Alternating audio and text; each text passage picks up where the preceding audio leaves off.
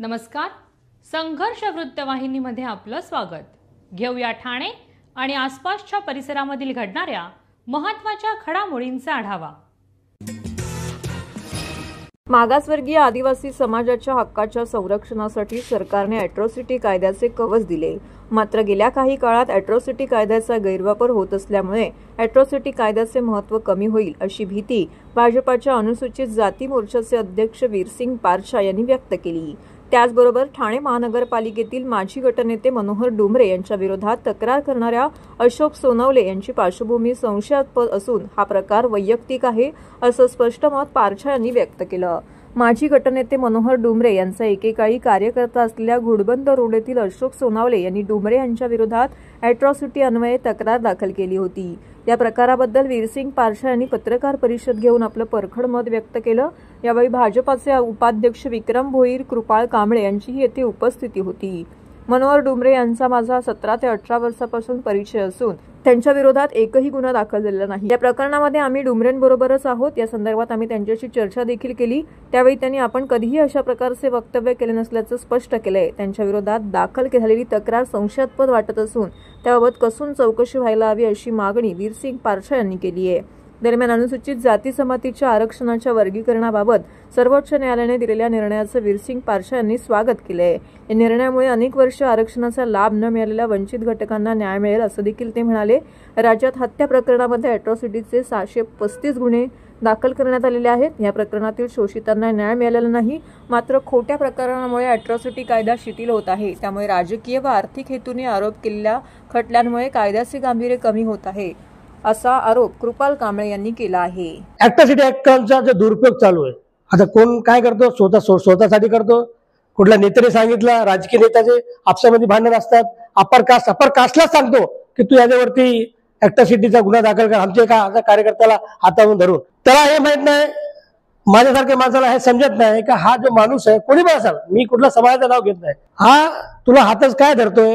एक तर तो त्याचा स्वतःचा जे काय त्याच्यावरती एलिगेशन असेल, त्याच्या खुन्नस असेल तो काढतोय. दुसरा त्या अॅट्रॉसिटी कलमला तो वीक करतोय, कमजोर करतोय. कारण जेवढे केसेस कोर्टाकडे खोटे नाटे ठरणार तेवढ्याच त्या आयोगाकडे त्याची जांच समिती असते. त्याच्यामध्ये दिसतो की 100 केसमध्ये 70% खोटे आणि 30%च खरे. तर त्याच्यावर काय असतो की आम्हाला जे पॉवर दिला समाजाला तो संपुष्टात येऊ शकतो. आज जातो उद्या ते येणार नाही. त्यासाठी आम्ही सर्व गंभीर आहे. आम्ही सर्व रोडवर उतरण्यासाठी पण तयार आहे. और याच्यासाठी जे काय लागेल ते आम्ही करायला तयार आहे. कुठलीही किंमत आम्ही मोजायला तयार आहे. हा, आज ठाण्यामध्ये मनोहर डुमरे सारखा एक माजी नगरसेवक, उच्च शिक्षित माणूस, ज्याच्यासोबत मी स्वतः 15-16 वर्ष काढले. मी वाल्मिक समाजाचा असून सुद्धा त्यांनी कधी माझ्यासोबत असा भेदभाव केला नाही. आम्ही असा नाही, आज ते नगरसेवक झाले 10 वर्ष अगोदर तर नगरसेवक पण होते. तो माणूस आमच्या सोबत जेवायचा, खायचा, कुठे पिकनिक, तिथे जा तिथे जाऊ, सर्व ठिकाणी आम्ही जायचो. म्हणजे एवढं चांगला एक शिक्षित आदमीला एक आमच्या समाज आहे. आम्ही त्याच्याबद्दल पण काय बोलायला आम्हाला चांगला वाटत नाही, कारण आमच्या समाजाचा आहे. अशोक सोनवणे तो कोणाच्या बोलण्यावरती स्वतःच्या काय त्याची अडचण असेल या त्याला खुन्नसच काढायचं असेल, कारण तो 5 वर्ष त्याच्यासोबत होता कार्यकर्ता म्हणून. डुमरे साहेबांनी माझ्याकडे पाठवला, एससी मोर्चा त्याला मी सचिव बनवलं होतं, पण कधी तो कुठल्या मिटिंगला आला नाही. एका मिटिंगला आला असेल पण तो कधी मिटिंग अटेंड करायचा नाही. त्याच्या कामच होते तोड पाणी. आता माझा जे कार्यकर्ता होता तो पण सचिव होता, किंग ऑफ नगरचा सुनील वाल्मिकी. त्याच्याकडे 50,000 मागितले. मी तुम्हाला बिंदा सांगू शकतो आणि हे गोष्ट मी डुमरे साहेब सांगितली होती. डुमरे साहेब माझे नाना द्यायला असा करू शकत नाही माझ्या कार्यकर्ता, यार तू काय बोलतो. मी त्यावेळी बोलायला पण झालो, पण साहेब तुम्ही काय करता, बोला आमच्या समाजात भांडण लावताय का, तो माणूस बरोबर नाही, तुम्ही बघा उद्या तुम्हाला पण प्रॉब्लेम देऊ शकतो. बोला आज तेच झालं. बोला आजची पत्रकार परिषद याच्यासाठी आहे की हा महाराष्ट्र शाहू फुले आंबेडकरांचा, त्याचबरोबर छत्रपती शिवाजी महाराजांचा आहे. आणि ह्या शाहू फुले आंबेडकरांच्या महाराष्ट्रामध्ये, शिवरायांच्या महाराष्ट्रामध्ये जो अॅट्रॉसिटी ॲक्ट जो आम्हाला आमच्या समाजाला एक तलवारीसारखा हत्यार आमच्याकडे दिलेला आहे, आणि ती तलवार आमच्या समाजातले काही लोक अशा चुकीच्या ठिकाणी जे चालवत आहेत तो कुठेतरी बंद झाला पाहिजे. ज्योनील काही गोष्ट झाली असेल, त्याच्याबद्दल अन्याय झाला असेल, बाबासाहेबांनी अन्यायाच्या विरुद्ध आम्हाला लढायला शिकवलं, संघर्ष करायला शिकवला, आणि मग संघर्षातनं जे होईल ते आम्ही सामोरे गेलेलो आहोत. पण आज अशी परिस्थिती आहे की आमच्याच काही कार्यकर्त्यांवरती ॲट्रॉसिटी टाकला जातो. तर आम्ही असं म्हणतोय की ज्या माणसाबरोबर आम्ही गेली 7-8 वर्ष चांगले संबंध आहेत, त्यांना आम्हाला कधी त्यांनी अशी वागणूकच दिली नाही, पण काही स्वार्थापोटी किंवा कुठल्या तरी आमिषापोटी एका कार्यकर्त्यांवरती ॲट्रॉसिटी टाकणं, अशा जर खोट्या केसेस सातत्याने होत राहिल्या तर जे आयोगाकडे आम्हाला मांडायला लागतं तिथे आमच्यावरती अन्याय होईल आणि हा ॲट्रॉसिटी सारखा कायदा रद्द करण्यात येईल. म्हणून मला सगळ्या आमच्या समाजातल्या लोकांना विनंती करायची, जर खरोखर ॲट्रॉसिटी होत असेल तर तिथे आपण नक्की टाकावी. महाराष्ट्रातील भगिनींना आधार देणारी राज्य शासनाची मुख्यमंत्री माझी लाडकी बहीण योजना. या योजनेअंतर्गत अल्प उत्पन्न गटातील 21 ते 65 वयोगटाच्या भगिनींना मिळणार दरमहा 1500 रुपयांची मदत. अर्ज करण्यासाठी 31 ऑगस्ट 2024 पर्यंत मुदतवाढ. कुटुंबाचं वार्षिक उत्पन्न 2.5 लाख रुपयांपेक्षा कमी असलेल्या महिला पात्र. कुटुंबाकडे पिवळं किंवा केशरी रेशन कार्ड असल्यास उत्पन्नाचा दाखला आवश्यक नाही. पांढरं रेशन कार्ड असेल किंवा रेशन कार्ड नसेल तर कुटुंबाचं वार्षिक उत्पन्न 2.5 लाखांपेक्षा कमी असल्याचा दाखला आवश्यक. योजनेसाठीचा ऑनलाईन अर्ज नारी शक्ती दूत ॲपवरून किंवा पोर्टलवर भरता येईल. ज्या भगिनींना ऑनलाईन अर्ज भरता येत नसेल त्यांच्यासाठी अंगणवाडी, ग्रामपंचायत, वॉर्ड ऑफिस, सेतू सुविधा केंद्रामध्ये किंवा आशाताई बचत गटाच्या CRP यांची मदत उपलब्ध. आता आपल्याला अभिमानानं म्हणता येईल, सुखी आणि सुरक्षित आहे माझी लाडकी बहीण.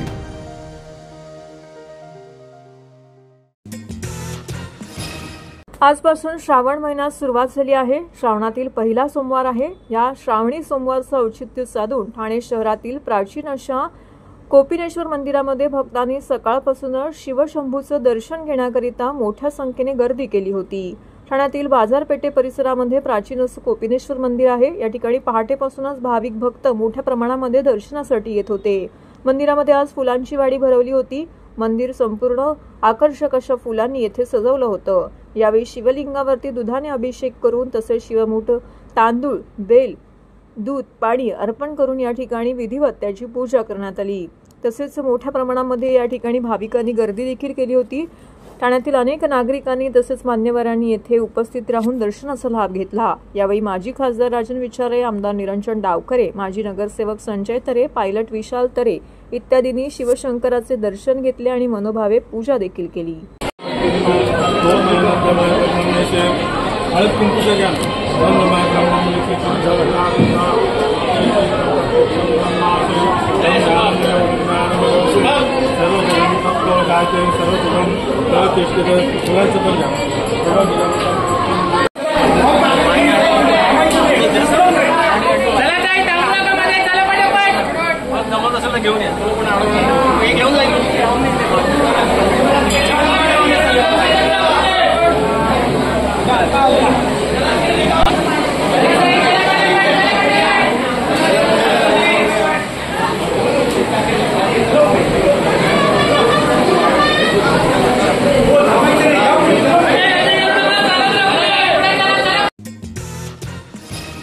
विकास या शब्दाची खरी प्रचिती येते ती आपल्या कळवा आणि मुंब्रा ह्या शहरांकडे पाहून. आणि हे तेव्हाच शक्य होतं जेव्हा स्वतः नेतृत्वाच्या ठायी असलेल्या गुणांचं प्रतिबिंब समाजातून उमटू लागतं. निष्ठा, त्याग, दूरदृष्टी, शिक्षणाप्रती तळमळ, सामाजिक एकता अशा असंख्य आभूषणांच्या तेजात आपलं हे सिंहासारखं नेतृत्व जेव्हा स्वतेजाने झळाळून निघतं तेव्हा कळवा आणि मुंब्रा शहराच्या क्षितिजावर एक आणि एकच नाव दुमदुमतं, डॉक्टर जितेंद्र आव्हाड. चला त्यांच्या साथीने एकत्रितपणे घडवू उज्ज्वल भविष्य, साजरा करू निष्ठा आणि दूरदृष्टीचा वारसा. डॉक्टर जितेंद्र आव्हाड साहेबांना वाढदिवसाच्या लक्ष शुभेच्छा.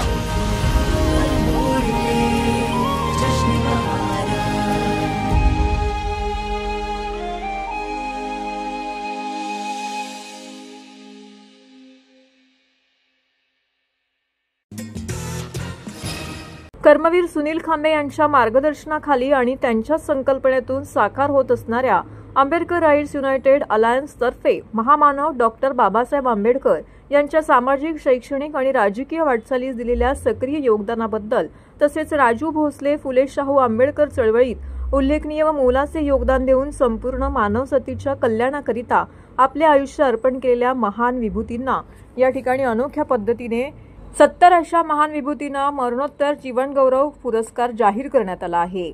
या पुरस्काराचे हे पहिलं वर्ष असून शुक्रवारी 9 ऑगस्ट 2024 क्रांतिनिधी कर्मवीर सुनील खांबे यांच्या वाढदिवसानिमित्त सायंकाळी 5 वाजता गडकरी रंगायतन ठाणे येथे हा मरणोत्तर जीवन गौरव पुरस्कार वितरण सोहळा होणार आहे। भारतरत्न डॉक्टर बाबासाहेब आंबेडकरांच्या पुतळ्यास अभिवादन करून व मशाल प्रज्वलित करून महान विभूतींना अभिवादन करण्यात येणार आहे।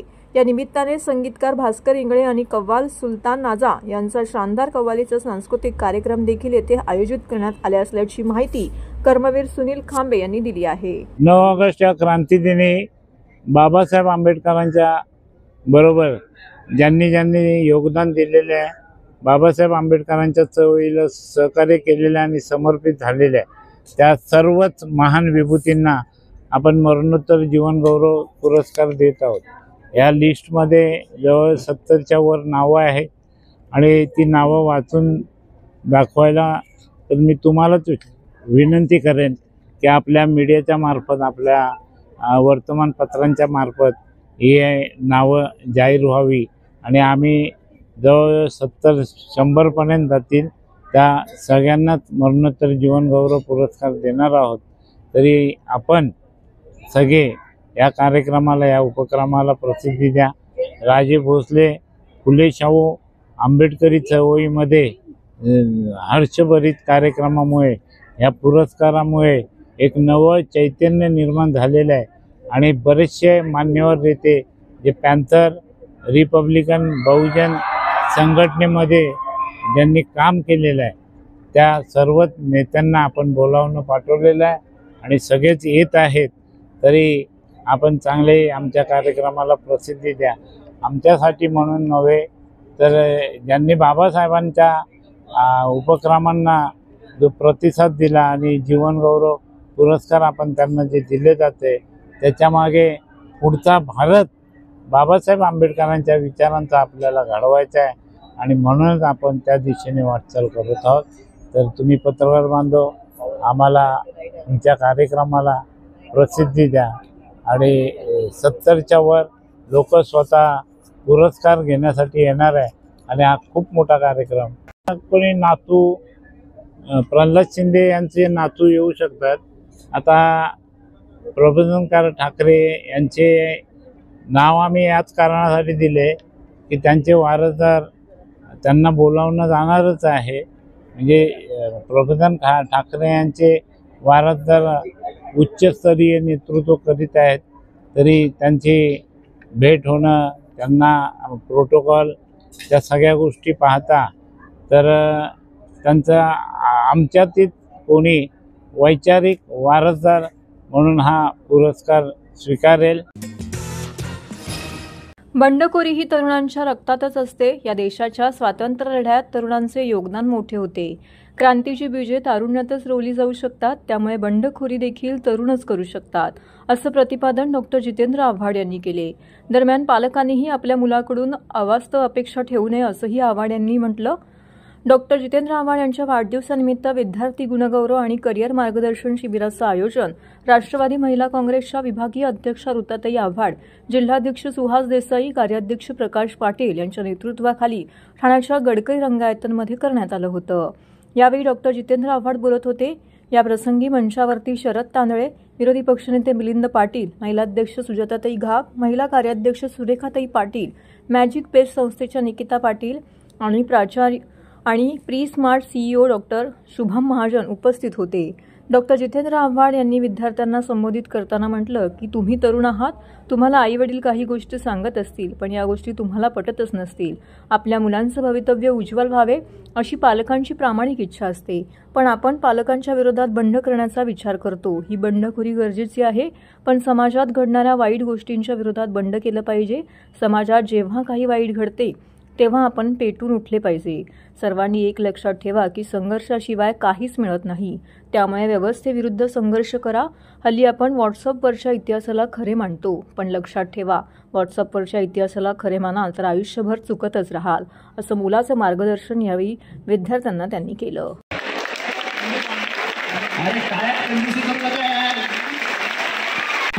पिताजी का नाम किंग तो नहीं है ना? प्रिन्स प्रिन्स हे प्रिन्स इथे बघ बाळा इथे. अरे ते ठीक आहे. आता ते त्याच्या मालकीचं झालं आहे, आता तो कुठेही गेले. इकडे समोर पांडे मंदार मंदार. सर्व विद्यार्थ्यांना पुन्हा एकदा सूचना आहे. हॉलमध्ये आता बसलेल्या विद्यार्थ्यांनी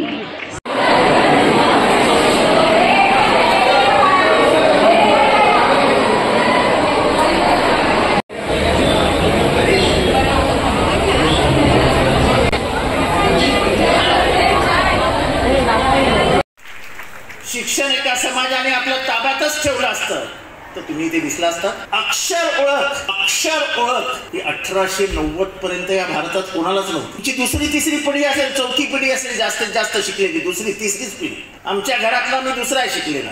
एवढ्या शिक्षणापासून आपल्याला लांब ठेवण्यात आलं. मुलांच्या आशा आकांक्षा पूर्ण करण्यासाठी आपला घाम गळत असतात, पण दोघंही आई वडील एक स्वप्न बघत असतात की माझा पोरगा माझी पोरगी मोठी झाली. आणि त्याच्यासाठी 10वी आणि 12वी हे दोन टप्पे आहेत. या टप्प्यामध्ये तुम्ही लांब हे काही कंपल्सरी नाही. असे अनेक क्षेत्र आहेत ज्यामध्ये आपल्या पोराला इंटरेस्ट असेल, पोरीला इंटरेस्ट असेल, त्याच्यामध्ये तो दिला पाहिजे. माझ्या ओळखीचे कुटुंब आहे आझमी नावाचं. 5 वर्षापूर्वी त्या पोराने मला सांगितलं, त्या पोराकडे बघितलं, म्हटलं काय वेडा गेला आर्टिफिशियल इंटेलिजन्स. तो गेला इंग्लंडला. आज तो आर्टिफिशियल इंटेलिजन्समध्ये पोस्ट ग्रॅज्युएट झाला आणि महिन्याला 12 लाख रुपये कमवतो. जेव्हा आर्टिफिशियल इंटेलिजन्स कोणाला माहीत नव्हतं काय तो विनाशक आहे. म्हणजे काही पत्रकार हे खूप चांगले असतात, बुद्धिमान असतात, पण जेव्हा ते वाकडे जातात ना तेव्हा त्याच बुद्धीचा वापर करून ते वाकडे शिरत असतात. कोणीतरी पत्रकार होण्याचं स्वप्न बघावं, कोणीतरी एन्व्हायरमेंटलिस्ट व्हावं. प्रत्येकाने आपापले मार्ग वेगळे करावेत, पण जे करावेत त्याच्यामध्ये जसं माझ्या बायकोनी सांगितलं तसं जे काय करायचं ते 1 नंबर, त्याच्या खाली करायचंच नाही. त्यामुळे आधीचं काही बोलणार नाही मी, मला वॉर्निंग आलेली आहे. तुम्हा सगळ्यांना तुमच्या भावी आयुष्यासाठी सुयश चिंतितो. एवढंच सांगतो की आईवडिलांच्या खूप प्रामाणिक इच्छा आहे. एका वयात आल्यानंतर मी माझ्या आयुष्यातल्या घटना सांगतो की आपल्याला वाटतं की आईवडील काय उगाच आपल्याला मागे लागलेले असतात, काय सारखं अभ्यास कर. बाकी काय आयुष्य आहे की नाही, आणि आपण बंडखोर प्रवृत्ती दाखवायला लागतो. हीच बंडखोरी जीवनामध्ये कामाला येते, पण ते आईवडिलांसमोर नाही. जेव्हा समाजामध्ये दुर्दैवी घटना घडतात, जेव्हा समाज एका वेगळ्या वळणावर चालणार असतो, तेव्हा तुमच्यातलं तारुण्य जागं झालं पाहिजे. ते आईवडिलांसमोर नाही. मी चुकलो होतो, तुम्ही चुकू नका. माझ्या आईला कधीच वाटत नव्हतं की मी राजकारणात यावं. माझ्या आईला कायम वाटायचं मी UPSCची परीक्षा देऊन IAS IPS व्हावं. मी तिचं नाही ऐकलं आणि शेवटी राजकारणाचं त्याचा पस्तावा मला होत असतो. पण आलोय तर लढतोय. लढण्याशिवाय जगामध्ये तुम्हाला कुठेच काही मिळणार नाही. संघर्ष केल्याशिवाय काहीच प्राप्त होणार नाही. त्यामुळे पहिली गोष्ट म्हणजे संघर्ष करायची. तुम्ही संविधान माझ्या हातात दिल्यावरती टाळ्या वाजवलं. हे संविधान कोणी दिलं? सगळे इथे बसले तर आवाज काही एवढं छोटा काय. तुम्हाला माहिती आहे की डॉक्टर बाबासाहेब आंबेडकरांनी हे जगातलं एकमेव संविधान आहे जे हस्तलिखित आहे. त्यांनी हाताने लिहिलंय संविधान. आणि जेव्हा त्यांना संविधान म्हणजे संविधानाची जी ड्राफ्टिंग कमिटी होती, जे संविधान लिहिण्याची जी कमिटी होती, त्याच्यात 7 जण होते. 6 जण कधी त्या मीटिंगला आलेच नाही. पहिले 3 महिने आले, त्याच्यानंतर ते आलेच नाही. पण जगातलं सर्वोत्तम संविधान हे डॉक्टर बाबासाहेब आंबेडकरांनी तुम्हाला दिलं. तर हे होतं संघर्ष वृत्तवाहिनीचं आजचं बातमीपत्र. उद्या पुन्हा भेटू याच वेळी याच ठिकाणी ताज्या घडामोडींसह. तोपर्यंत नमस्कार.